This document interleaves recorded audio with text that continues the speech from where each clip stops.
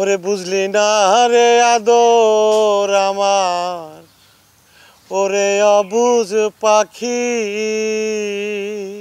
সবাই আমাকে তামিলই মনে করে। দুবাইতে ফিল্মে কাজ করার সৌভাগ্য হয়েছে। হ্যাঁ, এটা আমার রেগুলারই শুনতে হয় এবং সবাই বলে, শুধু নট অনলি দেশে, যখন আমি নিজের পার্সোনাল কাজে বিজনেসের কাজে দেশের বাইরে যাই, ওখানেও কিন্তু মানে সবাই আমাকে তামিলই মনে করে। আমার কিন্তু ভালো লাগে। বেসিক্যালি অনেক সময় অনেকেই মানে অনেক লোকে অনেকের সাথেই তুলনা করে, আমি কারোর নাম মেনশন না করি। এটা কখনো ভাবিনি, কারণ নিজের কর্মব্যস্ততার কারণে হয়তো ওইভাবে মুভি টুভি দেখা হয় না। তবে সবাই মানে ওই তামিল ফ্লেভারটা বলে, অনেকেই অনেক তামিল হিরোর কথাও বলে, কারণ তাদের সাথে গায়ের রঙটা আমার অনেক মিল বা আমার মুখের কাটিংটাও মিল। সো আমি কারোর নাম মেনশন না করি। আসলে অভিনয়তে আসাটা, আমরা মানিকগঞ্জের মানুষ, এমনিতেই কালচারালের সাথে আমরা মানে জড়িত। মানিকগঞ্জের মানুষের কিন্তু সবাই বাউলের দেশের মানুষই বলে, গান বাজনা নাটক থিয়েটার এটা চলতে থাকে। এটা দেখে দেখেই বড় হওয়া। ওইখান থেকেই ছোট ছোট করে মানে গ্রামের মঞ্চে অ্যামেচার হিসাবে কাজ করতে করতেই একদিন মনে হলো যে না, হয়তো মানে চেষ্টা করি, যদি দেখি কিছু হয় বা একটু দর্শকদের মাঝে হয়তো একদিন থাকবো না আমি দুনিয়াতে, আমার কাজগুলি বেঁচে থাকবে, আমার পরবর্তী জেনারেশনরা দেখবে।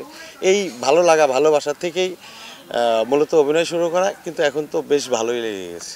বেসিক্যালি প্রডিউস করা হচ্ছে মানে একটা মাত্র কারণে, যেটার আমি প্রথম কারণটা বলবো, যখন নিজের একটা গল্প যখন নিজের একটা গল্প সাজানো যায়, ওটাকে কিন্তু নিজের মতো করে করা যায়, একটা পরিচ্ছন্ন করে করা যায়, পছন্দের আর্টিস্টদের নেওয়া যায়, মনের মতো লোকেশন খোঁজা যায়।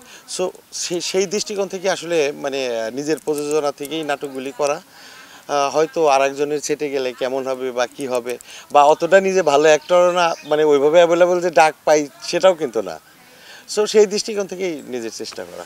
অল্প সময়ের অভিজ্ঞতায় অনেক বড় বড় আর্টিস্ট, অনেক বড় বড় ডিরেক্টরের সাথে কাজ করার অভিজ্ঞতা হয়েছে। আমি আসলে যাদের সাথে, সিনিয়রদের সাথে টানা সপ্তমবারের মতো বেস্ট টিস্যু পেপার ব্র্যান্ড হিসেবে স্বীকৃতি পেয়েছে বসুন্ধরা টিস্যু। যাদের সাথেই কাজ করার সৌভাগ্য হয়েছে, সবার স্নেহ পেয়েছি এবং সবার সহযোগিতা পেয়েছি।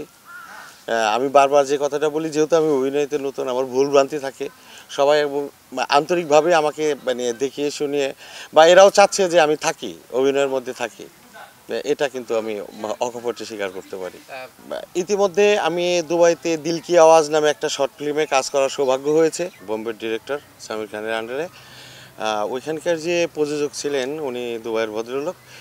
বেসিক্যালি ওইখান থেকেই একটি গল্প থিঙ্কিং করে, মানে স্বপ্নের জালটা ওইখান থেকেই বোনা। যখন উনি বলল, ইতিমধ্যে নেওয়াজুদ্দিন সিদ্দিকী, এটা অনেক বড় একজন, উনি অনেক উঁচু মাপের একজন অ্যাক্টর, তার সাথে কথাবার্তা হয়ে গেছে। এটা আরও কিছুদিন আগে হওয়ার কথা ছিল, মানে তার মূলত তার টাইমিংয়ের কারণেই লেট হচ্ছে।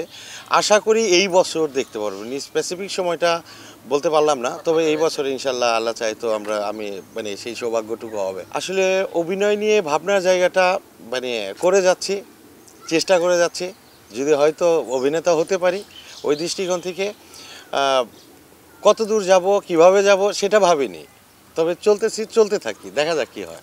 আসলে গানটা আমি অনেক ভালোবাসি বা পছন্দ করি, মানে পরিবারের অনেকেই শিল্পী, অনেকেই গান গায়। ইতিমধ্যে বেশ কয়েকটা নাটকে আমার নিজের গাওয়া গানও মানে গিয়েছে। ওইখান থেকেই যেমন একটা নাটক আসতেছে আমার, লালঘুরি নামে একটা নাটক, ওইখানেও আমার বিপরীতে সৌমি ছিল। ওইখানে খুব একটা ইমোশন মোমেন্টে ওই গানের একটা লাইন আমি মানে জাস্ট আমি আপনাদের শোনাচ্ছি। ওরে বুঝলি না রে আদর আমার, ওরে অবুঝ পাখি, তরে সারা কেমনে যে বল আমি একা থাকি, কত যতন কইরা তরে আমি পুষে রাখি, আমায় ছেড়ে উড়াল দিলি ওরে অবুঝ পাখি।